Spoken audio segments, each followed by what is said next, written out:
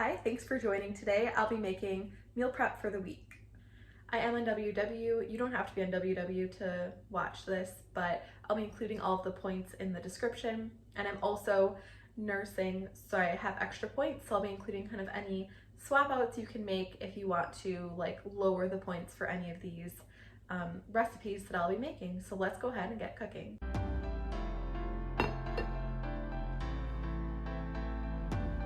I'm making a fig fall salad. So the first thing I'm doing is I'm going to go ahead and cook bacon in the microwave.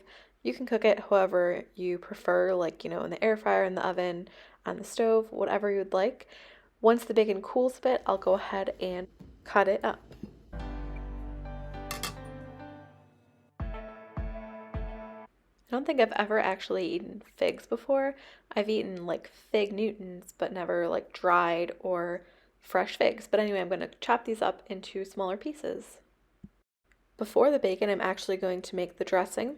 So it's equal parts balsamic vinegar and olive oil, and then I'll add some maple syrup. I have made this again without the olive oil, and I actually think that it's just as good, if not better. So I would recommend that, unless you like a really kind of oily dressing. And then I'm just going to give it a good stir. I love a good vinaigrette. Let's move that and get started on cutting up the bacon.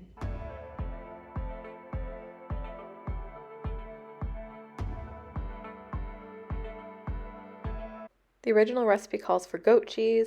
I'm just using mozzarella cheese sticks. I don't love goat cheese, but you can use like any kind of mild cheese you'd like, I imagine.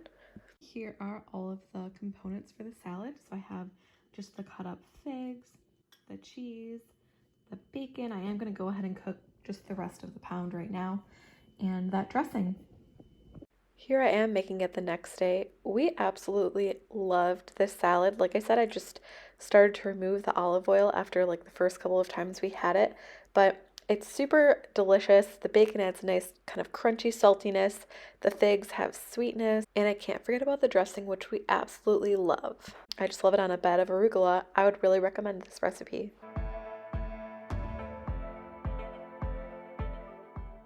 Next, I'm going to be prepping to freeze some garlic. I know this isn't like really a recipe, but I know that probably a lot of us have garlic that we end up just tossing because we don't finish it. So I bought a giant tub of garlic, and I'm just going to go ahead and mince it in the blender. I'm not adding anything else, and I'm going to blend it up, and then I'll go ahead and put it in little portions so that I can just kind of throw it frozen into my dishes in the future.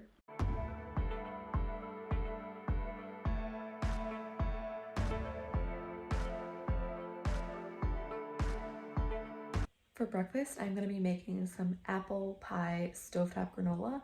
I've made granola in the oven, but never on the stove before, so I thought it would just be a lot quicker, and I'll be using just a few ingredients. So let's go ahead and make the apple pie granola now. So I'm just using very few ingredients. So there's oats, brown sugar, apples. I'm not sure if I'll use one or two, vanilla, allspice, cinnamon, salt, and then just a little bit of butter. I'm starting with cutting up the apple. This is the only ingredient that I'll actually be like chopping. So this is going to be a really quick and easy recipe. We actually went apple picking last weekend, so I'm using one of those apples. This is a Granny Smith, but of course you can use whatever kind of apple you'd like. I think I'm just going to stop there and just do one apple. So the first thing I'm going to do is just add a little bit of water to the pan. I'm going to steam the apples so they get softer. I don't want them to be too soft, but just have a little bit of bite. Now that the pan has gotten a little bit hot, I'm going to add my apple. And I'm going to go ahead and season it with some cinnamon and some allspice. I'm going to give it a little mix. I just want the apples to be evenly coated. And I'm going to go ahead and just cover the apples, and I'm going to cook them until they start to soften a little bit. It's been about 4 minutes. I'm going to take the lid off so that all the water starts to evaporate. You can see all the water has evaporated, so I'm going to go ahead and just try it and see if it tastes good. So that's perfect. There's a slight bite to the apple, but it's still soft. It has a really nice flavor. So go ahead and do the oats. I'm going to toast the oats. So I'm going to add in that half tablespoon of butter, and then once that melts, I'll add the oats. So I just want to toast the oats. So I'm going to go ahead and stir so that the butter kind of is on all of the oats. And then I'm just going to toast them until they get slightly brown. I'm going to add my vanilla and seasonings now too. Okay, the vanilla, a little salt, brown sugar, and I am going to add a little more cinnamon. I don't know if you can tell, but the oats have started to brown and the brown sugar has started to caramelize a little bit. It smells really nice, and so now I'm going to go ahead and add the apple back in. That only took about like 4 minutes. It's not going to be like a super rich, indulgent granola because, you know, there's very little butter and sugar, but it should taste really good. I thought I'd give you a closer look. It smells really delicious, like fall, you know, like apple and all this warming spices. So I'm really excited. I'll be eating this over yogurt. I just tried this. It's not like the world's most rich, buttery granola, but it's really tasty and it's pretty low point and low calorie if you're counting that. And you can also substitute like a sugar substitute or sugar-free maple syrup, and then it'll be even lower in points or calories.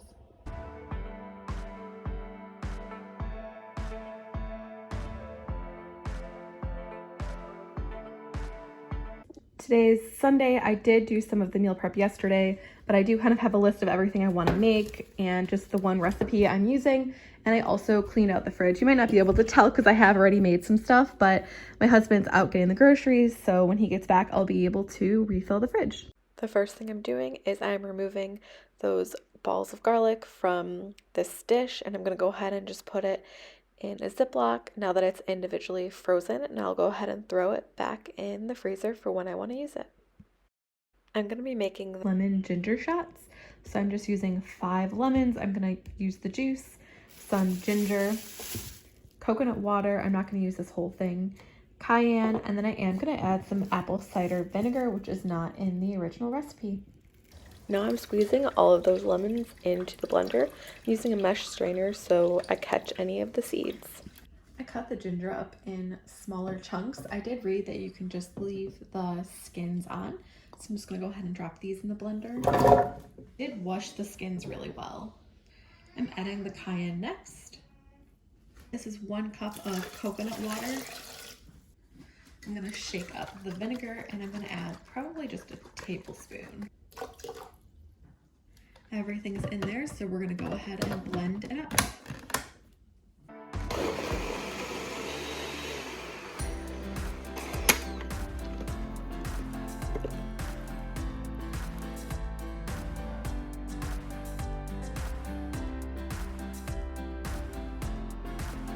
I don't know if you can tell, but I got a lot more in here just by pushing down and squeezing out all of the extra juice from the ginger and all of just the bigger pieces in here.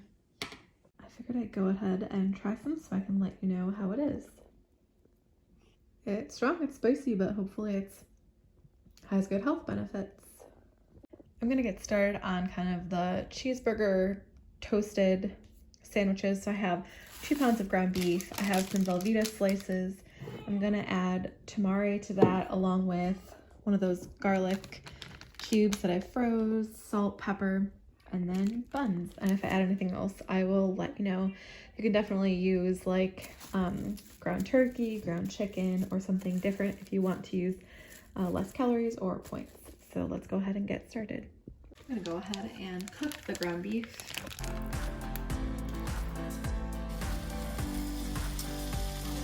It's 90-10, but there still is quite a bit of grease in here. I don't feel like dirtying another dish, so I don't remember who I saw do this, but I'm just gonna go ahead and use a paper towel to try and get as much grease out as I can. And then I'll season it up.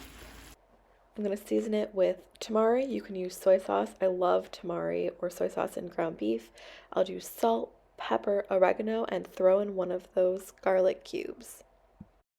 I have this giant cookie sheet. I'm gonna go ahead and place my buns on there. I have 2 different kinds just so I could taste them and see which ones I liked better. Of course, you can use the same kind. You can use whatever kind you'd like. I'm gonna go ahead and take the bottom half, put a piece of cheese down, then the meat, then more cheese.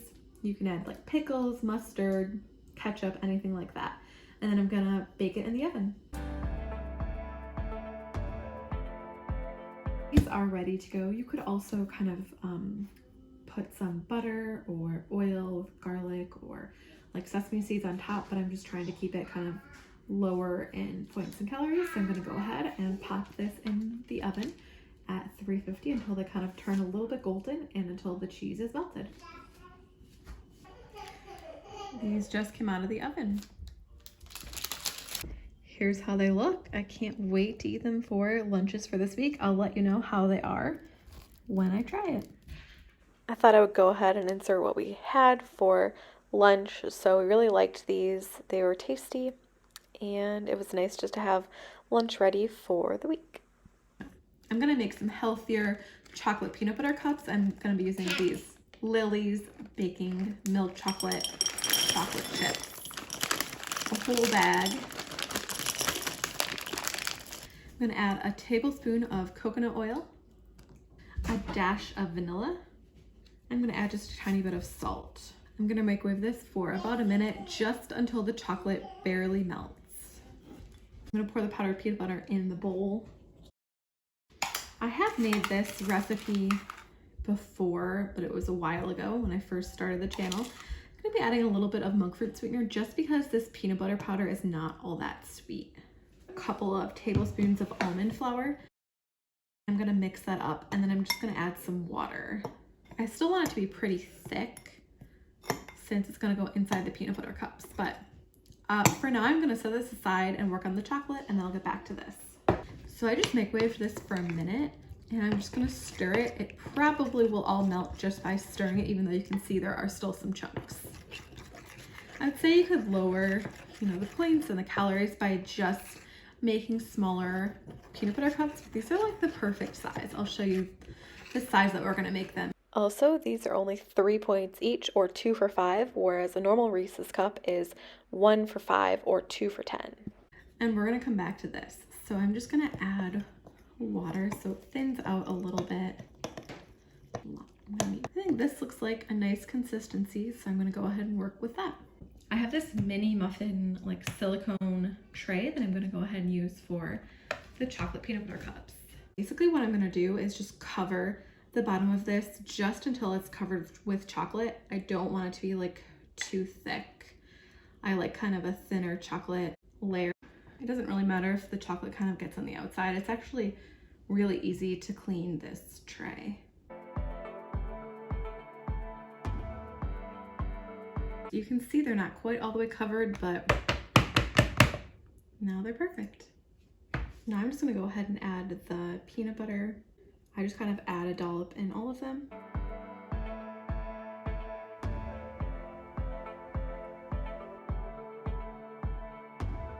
So I have about half of the chocolate left.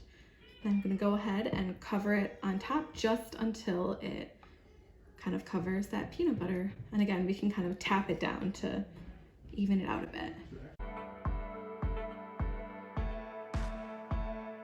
Here is what they look like already. I mean, I'm not really looking for perfection, but they look really good. I'm gonna put them in the fridge for a few hours, and they are ready to eat.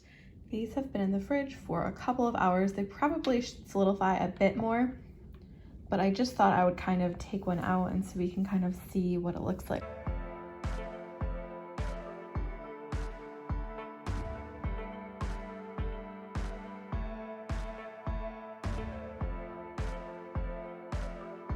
So it's the perfect size and only 3 points.